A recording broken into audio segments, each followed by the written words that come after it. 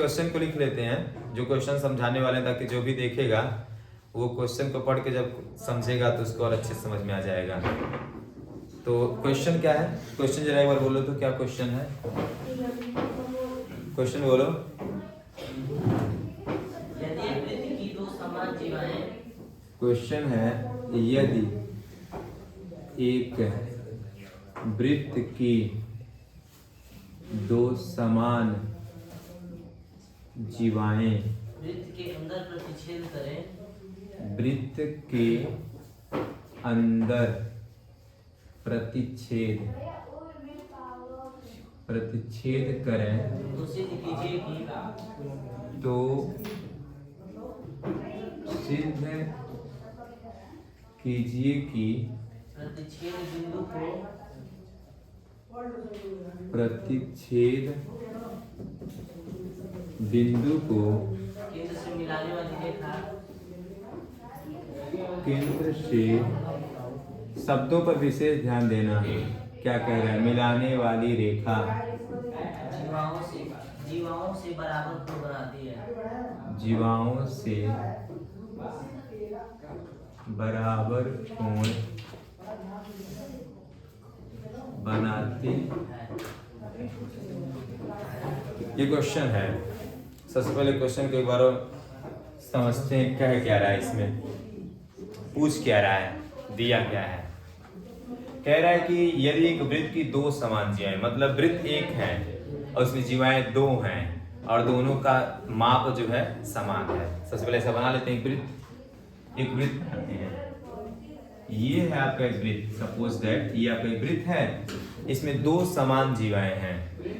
मान लीजिए एक जीवा आपकी हो गई ये, ठीक है, और एक जीवा हो गई ये। इसका नाम लेते हैं PQ और इसका नाम लेते हैं क्या? RS। दो समान जीवाएं।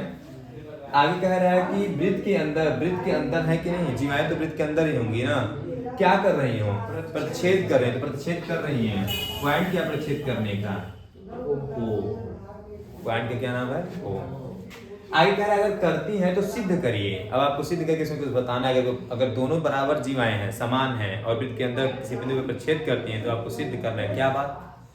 कि प्रतिच्छेद बिंदु को केंद्र से मिलाने वाली है। अब इसके प्रतिच्छेद बिंदु तो O है ना, अब केंद्र से इसको मिलाना होगा, तो इसका पहले देखा जाए केंद्र कहाँ है। Suppose that your centre is centre of the circle is here and denoted as C। ठीक है। अब प्रतिच्छेद बिंदु को इस केंद्र से हम क्या करते हैं? मिलाते हैं। तो ये जो मिलाने वाली जो रेखा है, इसका नाम क्या दे सकते हैं आप? OC। क्या नाम दे सकते हैं? या CO। ये जो मिलाने वाली रेखा है, ये कह रहा है कि जीवाओं से, ये जीवाएं, जो जीवा ये है इस जीवा से और जीवा जो ये है इस जीवा से बराबर कोणांतरित करती है। मतलब इन दोनों को हमको दिखाना कि ये दोनों क्या है? बराबर है। यही हमको प्रूफ करना है। Any problem? क्वेश्चन समझ में आया? चलिए सॉल्व करते हैं।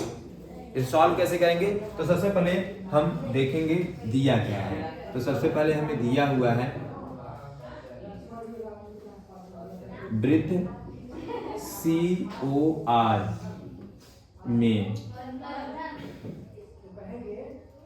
PQ बराबर RS दिया हुआ है। दोनों जीवाएं बराबर है तो PQ किसके बराबर है? RS है।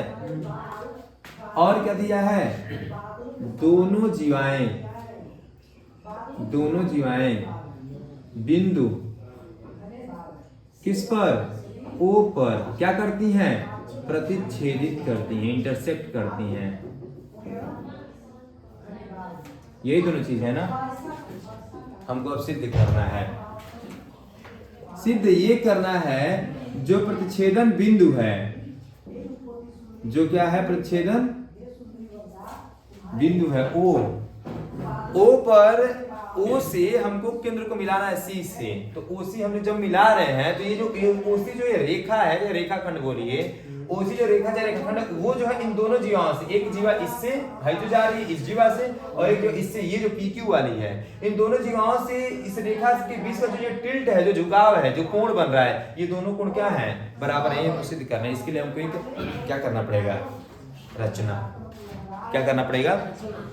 रचना में क्या करना है आपको, सीधे सिंपल सी बात है कि आप लंब डाल दीजिए जीवाओं पर। क्या डालिए, लंब। और इससे आप यसार पर लंब डाल दीजिए, इसका नाम क्या दे दीजिए आप, सीएम। लंब का क्या नाम दे दिया आपने, सीएम।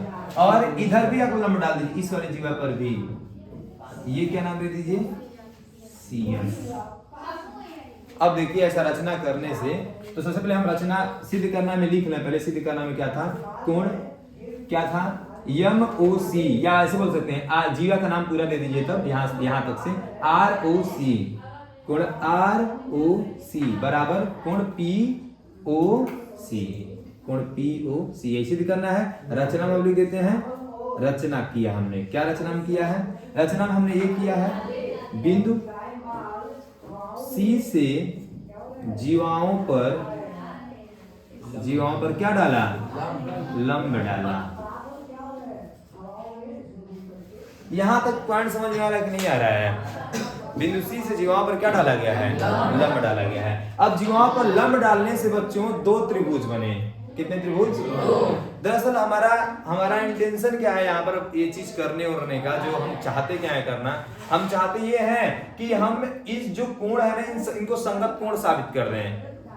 ठीक है, तो त्रिभुज बनने से संगत कोण तो हो ही जा रहे हैं, लेकिन इन त्रिभुजों को हमको सर्वांग सिद्ध करना होगा। अगर ये दोनों त्रिभुज सर्वांग हमने सिद्ध कर दिया तो हम कह सकते हैं ये अगर सर्वांग सिद्ध हो गए तो ये जो कोण है, जो आर ओ सी जो है, यह कोण पी ओ सी के क्या है, संगत है। और जब सर्वांगसम है तो संगत कोण क्या होते हैं। लेकिन पॉइंट वाली बात यह है कि अब सर्वांगसम हम सिद्ध क्या कैसे करेंगे, इसके क्या क्या ऐसे चीजें पॉइंट्स हैं जिनको हमको नोट करना होगा संगत सर्वांगसम सिद्ध करने के लिए। तो देखिए सबसे पहले लिखते हैं उत्पत्ति। उत्पत्ति में दोनों त्रिभुजों को लिखते हैं। कौन कौन त्रिभुज, त्रिभुज यम ओ सी, त्रिभुज, अरे भाई दोनों त्रिभुजों को लेंगे तभी तो दोनों सर्वांगसम सिद्ध करेंगे। तो त्रिभुज एम ओ सी तथा त्रिभुज किसको, एम ओ सी और एन ओ सी है। Okay, any problem. अच्छा, ये चीज आपने पहले ही पढ़ा हुआ है कि अगर किसी वृत्त में दो बराबर जीवाएं हैं तो केंद्र से जब हम उस पर लंब डालते हैं तो लंब क्या होते हैं, बराबर होते हैं। ये थ्योरम में ही पढ़ाया गया, पहले ही रचना प्रमेय में ही पढ़ा दिया गया इन चीजों को, कि किसी भी वृत्त की बराबर जीवाएं जो होती हैं उस पर अगर केंद्र से लंब डाला जाए तो लंब भी क्या होते हैं, बराबर होते हैं। तो हम कह सकते हैं कि सीएम जो है सीएन के बराबर है। क्या लिख सकते हैं यहाँ पर, क्या पर लिख सकते हैं यहाँ पर, बराबर जीवाओं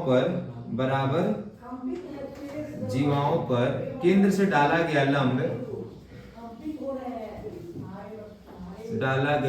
क्या होता है, लंब का माप बराबर होता है। ये लिख सकते हैं आप, ज्यादा समझाना हो तो।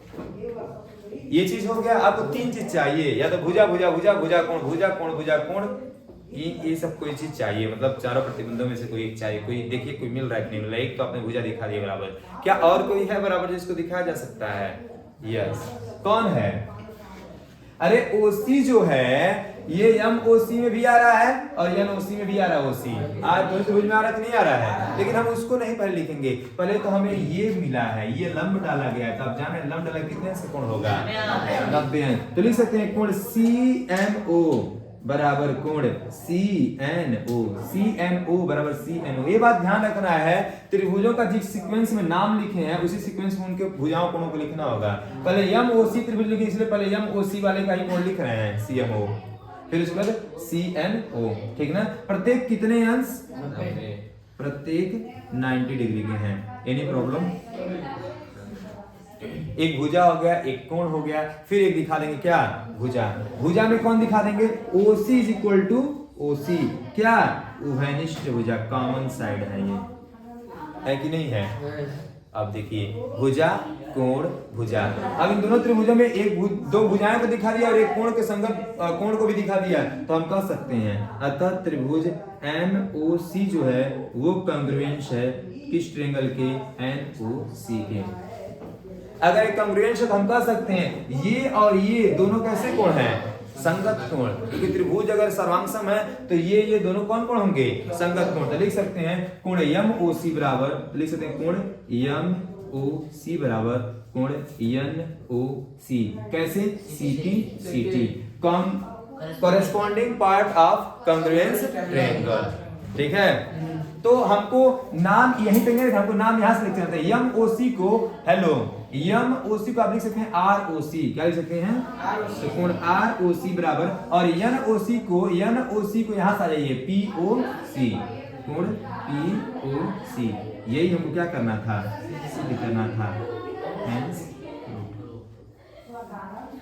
एनी प्रॉब्लम किसी पॉइंट पे, देन नोट डाउन।